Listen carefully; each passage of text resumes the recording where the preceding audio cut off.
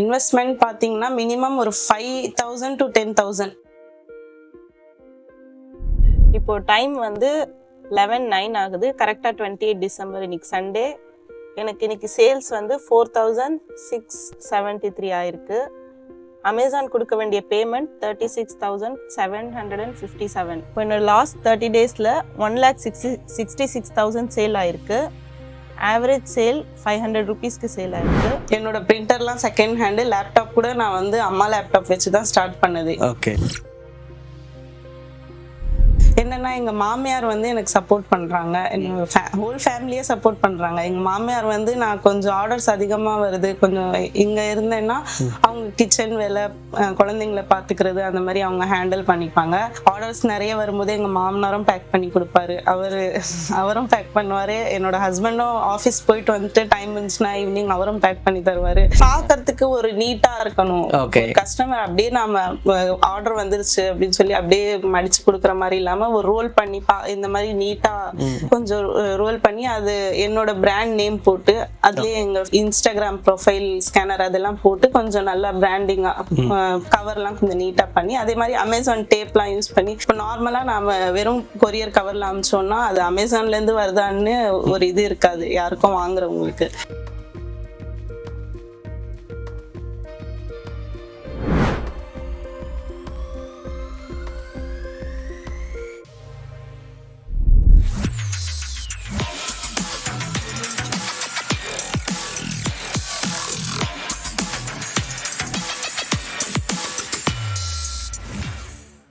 வணக்கம்மா. Hello sir. Hello. ஆக்சுவலாக பார்த்தீங்கன்னா உங்களோட ப்ரோமோலேயே வந்து நிறைய விஷயங்கள் நம்ம நண்பர்களுக்கு தெரிஞ்சிருக்கோம். ஓகே, நீங்கள் எப்படி இந்த பிஸ்னஸ்குள்ளே வந்தீங்கன்ட்டு. பட் சின்னதாக ஜென்ரலாக இந்த பிஸ்னஸ்குள்ளே எப்படி வந்தீங்க, உங்களோட ஒரு ஹிஸ்ட்ரி அப்படின்றத ஒரு சுருக்கமாக சொன்னால் அவங்களுக்கு எமோஷனலாக கனெக்ட் ஆக ஈஸியாக இருக்கும். ஹாய் சார், என் பேர் ஃபரிதா. என்னோட நேட்டிவ் சென்னை. நான் பிஎஸ்சி மேக்ஸ் முடிச்சிருக்கேன் பாரதி விமென்ஸ் காலேஜ்ல. ஆஃப்டர் காலேஜ் நான் ஒரு பிரைவேட் ஸ்கூல்ல டீச்சரா ஒர்க் பண்ணேன் 2.5 years. அதுக்கப்புறம் எனக்கு 2019ல மேரேஜ் ஆச்சு. ஜாப் குவிட் பண்ணிட்டேன் மேரேஜ்க்காக. ஓகே. 2019ல எனக்கு மேரேஜ் ஆச்சு. 2020ல என்னோட ஃபர்ஸ்ட் பேபி பிறந்தாங்க. ஆக்சுவலா அவங்க பேர் வந்து ஹுதா. Okay okay. சோ அதுக்கப்புறமா வந்து எனக்கு கொஞ்சம் டைம் இருந்துச்சு, பேபி கொஞ்சம் வளர்ந்துட்ட அப்புறம் சரி நாம ஏதாவது பிசினஸ் பண்ணலாம் அப்படின்னு சொல்லிட்டு பிசினஸ் பண்ணலாம் சொல்லி இதுக்குள்ள வந்து ட்ரை பண்ணேன். ஓகே. ஸோ இப்போ ஜென்ரலா ஒரு விமன் வந்து பிசினஸ் ஸ்டார்ட் பண்றாங்கன்னா இதர் அவங்களோட பேஷன் இல்லைன்னா வந்து ஃபினான்ஷியலா இண்டிபெண்டன்ட் ஆகணும், இல்லை ஏதோ ஒரு காரணத்துக்காக ஸ்டார்ட் பண்ணுவாங்க. நீங்க எதுக்கு பிசினஸ் ஸ்டார்ட் பண்ண முடிவு பண்ணீங்க? எனக்கு வந்து என்னோட ஹஸ்பண்ட்க்கு சப்போர்ட் பண்ணலாம், ஃபினான்ஷியலா சப்போர்ட் பண்ணலாம், கொஞ்சம் ஃப்ரீ டைமும் இருந்துச்சு, அதை நம்ம யூட்டிலைஸ் பண்ணிக்கலாம் கரெக்டா. ஓகே. ஸ்பேஸும் இருந்துச்சு வீட்டில், எல்லாத்தையும் கரெக்டா ஏதாவது பண்ணணும் அப்படின்னு சொல்லிட்டு தான் ஸ்டார்ட் பண்ணீங்க. ஓகே. நீங்க பிசினஸ் ஸ்டார்ட் பண்ணணும்னு முடிவு பண்ணிட்டீங்க. ஃபர்ஸ்ட் யார்கிட்ட போய் உங்க ஃபேமிலியில சொன்னீங்க? அவங்க அதுக்கு என்ன? என்னோட ஹஸ்பண்ட் கிட்ட தான் ஃபர்ஸ்ட், அவர்கிட்ட தான் சொன்னேன்.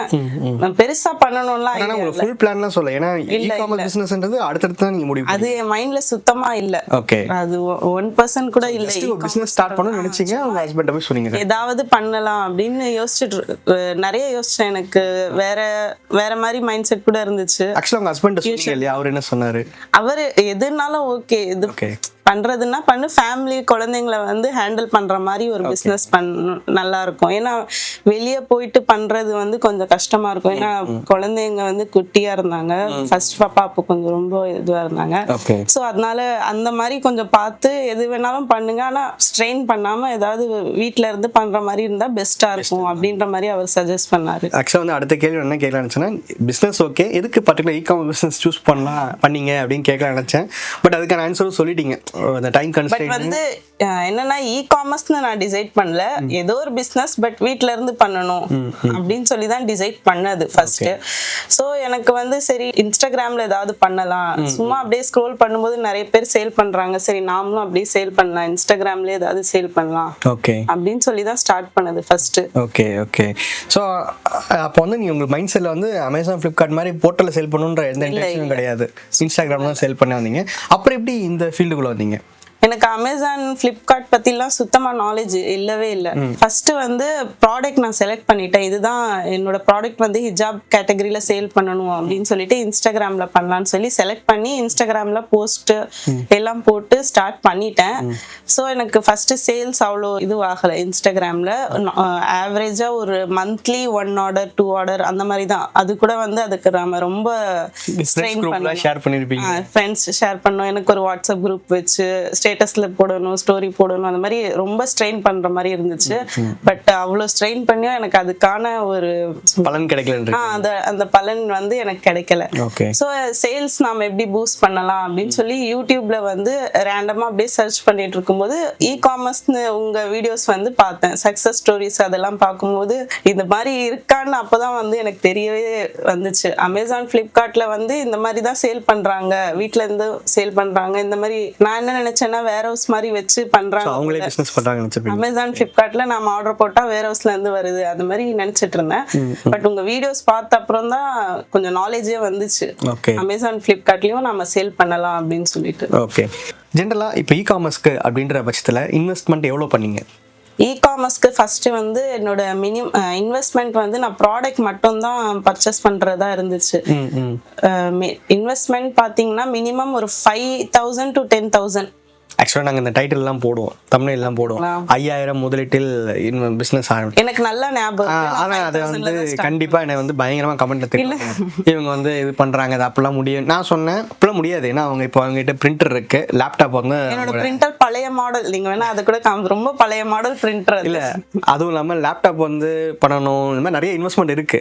அவங்க வந்து ப்ராடக்ட்டுக்குன்ட்டு ஒரு 5,000 இன்வெஸ்ட் பண்ணிருக்காங்க. ஆமாம், ப்ராடக்ட் 5,000. அதுக்கு மேலே வந்து நீங்க பிரிண்டர் லேப்டாப் ஸ்பெண்ட் பண்ணணும்னு நினைச்சீங்கன்னா கொஞ்சம் காஸ்ட்லியா பண்ணணும்னா வந்து 10,000. ஆனா நம்ம வந்து பிரிண்டர் ரெக்கமெண்ட் பண்றதே கிடையாது, ப்ரௌசிங் சென்டர் வச்சு கூட எடுத்துக்கலாம். நான் வந்து சரி நாம வாங்கிக்கலாம், எப்படி எனக்கு ஒரு இது இருந்துச்சு பண்ணணும், இதுல டிராவல் பண்ணணும். இருந்தாலும் வந்து ஒரு பிளைண்டா நாம ஃபுல்லா ஸ்பெண்ட் பண்ண வேணாம் காசு. ஏன்னா நீங்க உங்க வீடியோஸ்லயே சொல்லியிருக்கீங்க எடுத்த உடனே பெருசா பண்ணாதீங்க அப்படின்னு. ஸோ அது எனக்கும் அது வந்து அதுதான் கரெக்ட்ன்ற மாதிரி இருந்துச்சு. ஸோ கொஞ்சமாவே ஸ்டார்ட் பண்ணலாம், நாம மினிமம் அமௌண்ட்ல இருந்து ஸ்டார்ட் பண்ணலாம். ஓவரால் அப்போ 5 to 10K தான் ஸ்பெண்ட் பண்ணிருக்கீங்க, கரெக்டா? என்னோட பிரிண்டர்லாம் செகண்ட் ஹேண்ட், லேப்டாப் கூட நான் வந்து அம்மா லேப்டாப் வச்சு தான் ஸ்டார்ட் பண்ணது. Okay okay.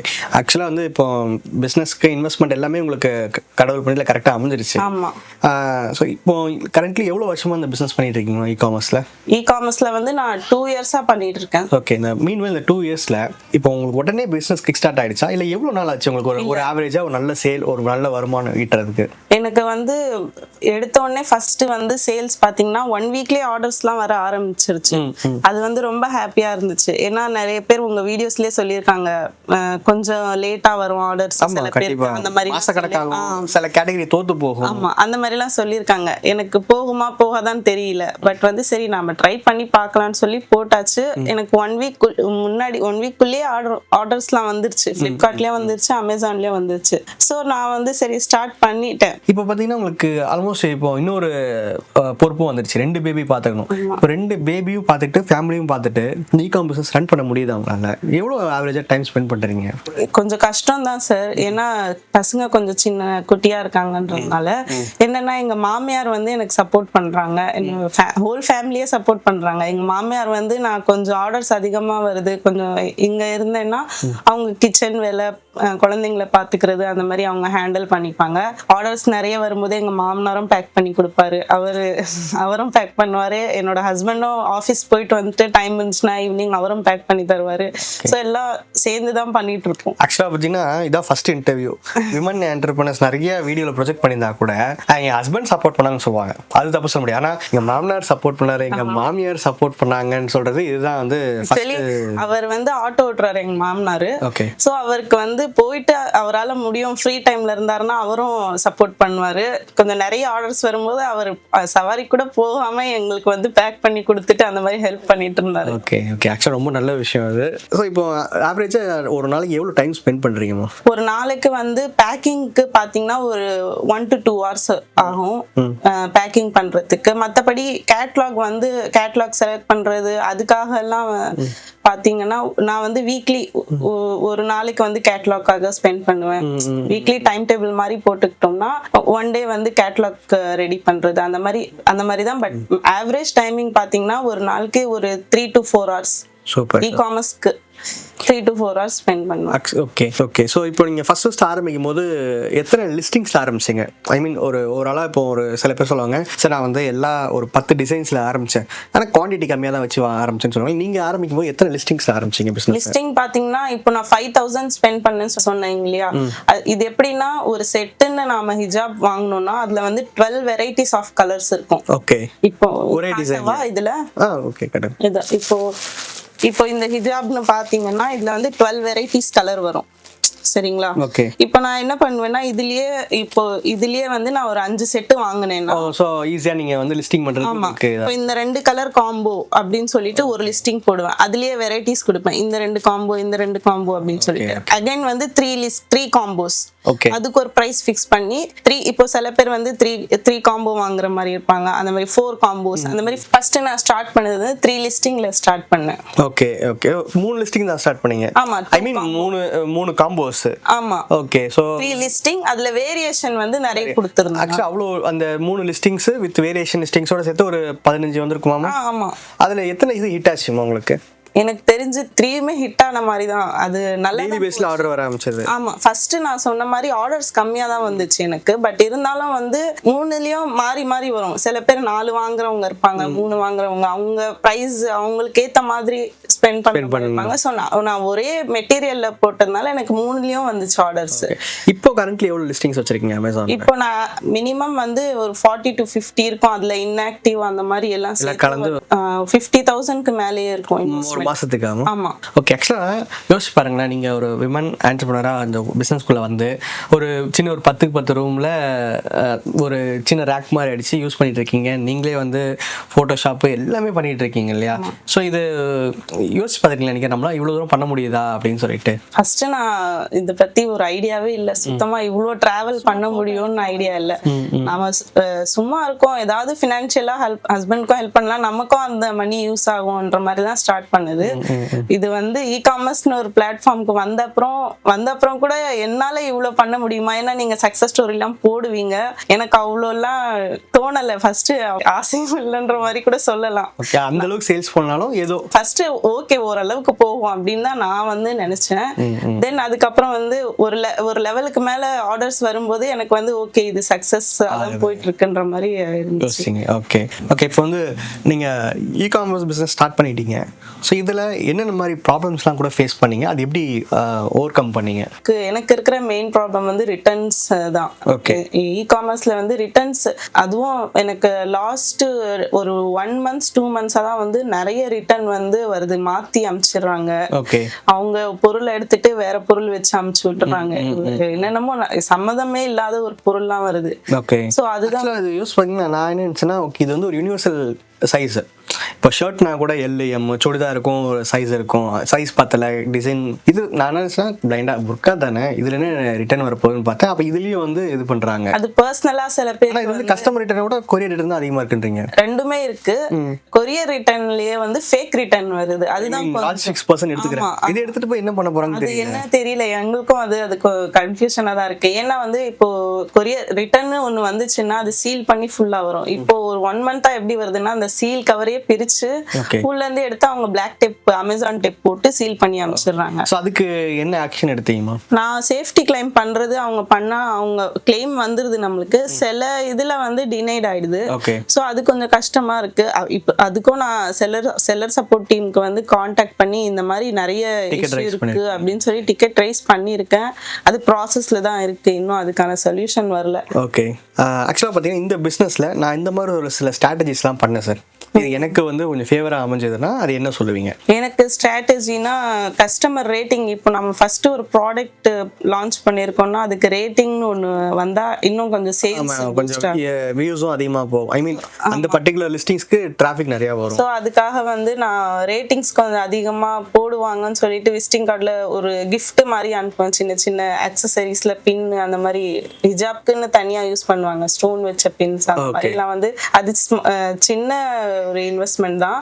அது நாம gift மாதிரி அனுப்பிச்சு அதுல ஒரு சர்ப்ரைஸ் கிஃப்ட். ஆமா சர்ப்ரைஸ் gift மாதிரி அனுப்பிச்சு அதுலயே எழுதி அனுப்புவேன் இந்த மாதிரி. லாஸ்ட் மந்த் நாங்கள் பாலக்காட்லேயும் ஒரு மேம் இன்டர்வியூ பண்ணியிருந்தோம். அவங்களும் வந்து அவங்க ஒரு முஸ்லீம் என்டர்பிரனர் தான். அவங்களும் சொன்னாங்க இந்த மாதிரி நான் சர்ப்ரைஸாக கிஃப்ட் அனுப்பேன். அதை மென்ஷன் பண்ணி எனக்கு ரிவ்யூ போட்டாங்க sir, thanks for the surprise gift எல்லாம் போட்டு அந்த மாதிரி கூட அனுப்பிச்சிருக்காங்க. இன்னும் நிறைய gift கொடுங்க அந்த மாதிரி கூட மென்ஷன் பண்ணுவாங்க. ஓகே. ஸோ அது நான் போட்டு அனுப்புவேன், எங்களுக்கு ரேட்டிங்ஸ் கொடுங்க, ரிவ்யூஸ் உங்க ரிவ்யூ ஷேர் பண்ணுங்க அப்படின்னு சொல்லி ஒரு gift மாதிரி சர்ப்ரைஸ் gift அனுப்புவோம். ஓகே. அதே மாதிரி பேக்கேஜிங் கூட இதனால உங்களுக்கு ரிவ்யூஸ் இன்க்ரீஸ் வந்திருக்கு, எனக்கு நிறைய ரிவ்யூஸ் வந்திருக்கு. ஓகே. இப்போ ஒரு லிஸ்டிங்க்கு ரிவ்யூஸே இல்லாம இருக்கிறதுக்கும் ரிவ்யூஸ் வந்ததுக்கு அப்புறம் என்ன டிஃபரன்ஸ் இருக்கு நீங்க ஃபீல்? சேல்ஸ் கொஞ்சம் இன்க்ரீஸ் ஆகிற மாதிரி எனக்கு ஃபீல் ஆகுது. ஏன்னா எதுவுமே இல்லாம நாமளே ஜென்ரலா ஆர்டர் பண்ணோம்னா ஒரு ரிவ்யூ இருக்கான்னு தான் பார்ப்போம். ஆமா, அதாவது அதை ஆல்ரெடி யூஸ் பண்ணவங்க என்ன சொல்றாங்க. ஆமா, அது இருந்தாதான் வந்து நம்மளுக்கு ஒரு ஐடியா வரும் நாம இந்த ப்ராடக்ட் பர்ச்சேஸ் பண்ணலாம்னு. ஸோ அந்த மாதிரி வந்து எனக்கு ரிவ்யூ வரணும். நான் எந்த ப்ராடக்ட் லான்ச் பண்ணாலும் அதுல ரிவ்யூ ஃபர்ஸ்ட் தான், அதுதான் ஃபோக்கஸ் பண்றதே. ஓகே. ஃபர்ஸ்ட் நம்ம ரிவ்யூ எப்படியாவது வாங்க வச்சிடணும். அது ரிவ்யூ வந்துருச்சுன்னா ஆட்டோமேட்டிக்கா ஒரு சேல் வரும்னு என்னோட ஒரு இது. அதே மாதிரி வந்துச்சு சேல்ஸும். எனக்கு இன்னொரு டிப் என்னன்னா கொஞ்சம் பிராண்டிங்கா பேக் பண்ணணும்ன்ற மாதிரி என்னோட இல்ல நிறைய பேர் என்ன நினைப்பாங்கன்னா பிராண்டிங்னா ட்ரேட்மார்க் கூட லோகோ இல்ல அந்த மாதிரி எல்லாம் ரொம்ப அவ்வளவு ஹை லெவல்ல வெறும் ஸ்டெப் ஓட்டினா போதும் நினைப்பாங்க. பிராண்ட் லெவல் அப்படி கிடையாது. நான் ட்ரேட்மார்க்கே ஃபர்ஸ்ட் எடுக்கல, ஜெனரிக்ல தான் சேல் பண்ணிட்டு இருக்கேன். இல்ல ஆனா பேக்கேஜிங்கே ஒரு பிரீமியமா பண்ணி பாக்கிறதுக்கு ஒரு நீட்டா இருக்கணும். கஸ்டமர் அப்படியே நாம ஆர்டர் வந்துருச்சு அப்படின்னு சொல்லி அப்படியே மடிச்சு கொடுக்குற மாதிரி இல்லாம ஒரு ரோல் பண்ணி இந்த மாதிரி நீட்டா கொஞ்சம் ரோல் பண்ணி அது என்னோட பிராண்ட் நேம் போட்டு அதுலயே எங்க இன்ஸ்டாகிராம் ப்ரொஃபைல் ஸ்கேனர் அதெல்லாம் போட்டு கொஞ்சம் நல்லா பிராண்டிங்கா கவர்லாம் கொஞ்சம் நீட்டா பண்ணி, அதே மாதிரி அமேசான் டேப்லாம் யூஸ் பண்ணி. இப்போ நார்மலா நாம வெறும் கொரியர் கவர்ல அமிச்சோம்னா அது அமேசான்ல இருந்து வருதான்னு ஒரு இது இருக்காது யாருக்கும் வாங்குறவங்களுக்கு. ஸோ அமேசான் டேப் நீங்க உங்க கோர்ஸ்ல எல்லாம் சொல்லியிருக்கீங்க, அந்த டேப் என்னோட மினிமம் அமௌண்ட்ல நான் எப்படி பிராண்டிங் கொடுக்க முடியுமோ ஸோ அந்த மாதிரி நீட்டா ப்ரெசென்ட் பண்ணணுன்ற மாதிரி அதுவும் ஒரு டிப். Super super. இப்போ ஆக்சுவலாக இப்போ இன்னைக்கு தேதிக்கு உங்களுக்கு ஆவரேஜ் எவ்வளோ சேல்ஸ் போயிட்டு இருக்குமா ஒரு மாசத்துக்கு? எனக்கு 1.56 approximation. So there will be ups and downs. ஆமா, ups and downs. Okay. So இப்போ 1.5 லட்ச ரூபாய் சேல்ஸ் நடக்குதுன்றீங்களா? இல்லை ஆவரேஜாக உங்களுக்கு இந்த கமிஷன், ஷிப்பிங், ரிட்டர்னு, அப்புறம் உங்கள் ப்ராடக்ட்ஸோட இன்வெஸ்ட்மெண்ட்டு இதெல்லாம் போக நெட் இன்கம்மா எவ்வளோ நிற்கும்ன்றீங்க? நெட் இன்கம் பார்த்தீங்கன்னா 35 to 40 வரும் எனக்கு. ஸோ நான் இன்வெஸ்ட் பண்றது வந்து டிபெண்ட் பண்ணும். சில டைம் வந்து எனக்கு ஆமா ஆக்சுவலி சீசன் டைம், ரம்ஜான் டைம்ல, ஃபெஸ்டிவல் டைம்ல வந்து கொஞ்சம் சேல்ஸ் அதிகமா இருக்கும்னா அதிகமா இன்வெஸ்ட் பண்ணுவேன். நார்மல் டைம்ல வந்து கொஞ்சம் கம்மியா தான் இன்வெஸ்ட்மெண்ட் இருக்கும். இந்த ஓகே சீசன் டைம்ல வந்து 50 வரைக்கும், அதான் நான் ஆல்ரெடி சொல்லியிருந்தேன். ஸோ 50 வரைக்கும் இன்வெஸ்ட் பண்ணுவேன். நார்மல் டைம்ல இருந்து அது கம்மியா தான் நான் இன்வெஸ்ட்மெண்ட் இருக்கும், அது 30 அந்த மாதிரி. ஓகே. இப்போ நீங்க சொன்னீங்க இல்லையா, இப்போ 1.5 லட்ச ரூபாய்க்கு சேல்ஸ் நடக்குது, ஆனாலும் ஒரு 35 to 40 தான் உங்களால நெட் இன்கமே எடுக்க முடியுது ஆடியன்ஸ் கேட்பாங்க. இது உண்மையில உங்களுக்கு சாட்டிஸ்ஃபைடா இருக்கா ஆஸ் அ செல்லரா? ஓகே, எனக்கு சாட்டிஸ்ஃபைடா தான் இருக்கு. ஏன்னா வந்து இப்போ நம்ம எங்கேயும் வெளியே போகல, டிராவல் பண்ணி போகல, குழந்தைங்களையும் பாத்துக்கிறோம், வீட்லயும் ஃபேமிலியோட இருந்து நாங்க பிசினஸ் பண்றோம் எல்லாரும் சேர்ந்து. ஸோ அதே மாதிரி இப்போ ஷாப்னு ஒன்று வச்சா வந்து நம்ம அதுக்கு இன்னும் அதிகமா ஸ்பெண்ட் பண்ணணும். கண்டிப்பா அட்வான்ஸ் எல்லாமே. இப்போ சேல்ஸுக்கு ஒரு ஆள் வைக்கணும், நம்ம அட்வான்ஸ் கொடுக்கணும், எல்லாமே அதிகமா இது இன்வெஸ்ட்மெண்ட் பண்ணணும். இந்த இன்வெஸ்ட்மெண்ட்க்கு நான் வீட்ல இருந்து பண்றதுனால இது எனக்கு சாட்டிஸ்ஃபைடா தான் இருக்கு. நான் என்னோட குழந்தைங்களையும் பாத்துக்கிறேன், வீட்டையும் மேனேஜ் பண்றேன், இதுவும் எனக்கு சைட் பை சைட் போயிட்டு இருக்கு பிசினஸ்ன்றதுனால இது எனக்கு சாட்டிஸ்ஃபைடா இருக்கு. Okay okay. ஸோ எல்லார்ட்டையும் கேட்குற ஒரு கொஸ்டின் தான், எங்களோட கோர்சஸ் ப்ளஸ் சர்வீஸ் எந்த அளவுக்கு உங்களுக்கு யூஸ்ஃபுல்லாக இருந்துச்சுன்னு நினைக்கிறீங்க?